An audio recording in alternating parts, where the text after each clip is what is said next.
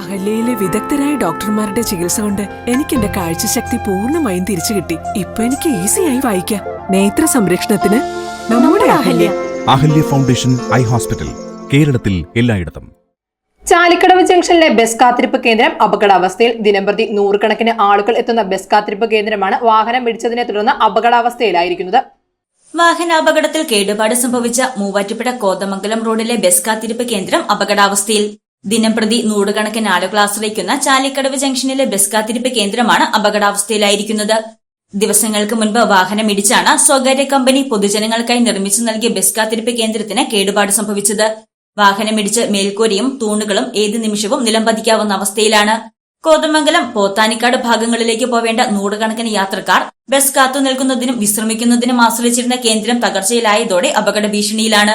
കാലവർഷം അടുത്തെത്തിയതോടെ യാത്രക്കാർ കൂടുതൽ ദുരിതത്തിലാവുകയും ചെയ്യും.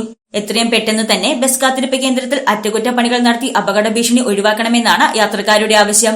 News desk Muvattupuzha news.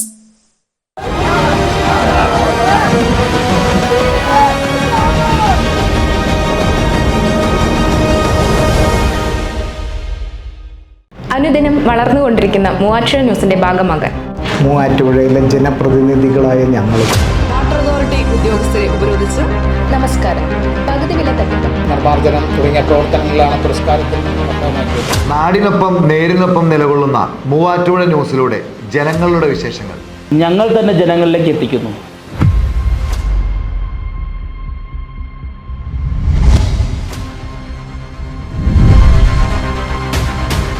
മൂവാറ്റുപുഴയുടെ വാർത്തകൾ നിങ്ങളുടെ വിരൽത്തുമ്പിലെത്തിക്കുന്ന ന്യൂസ്@18. ഇനി വാർത്ത അവതാരികയാകാൻ ഞാനും ഞാനും ഞാനും ഞാനും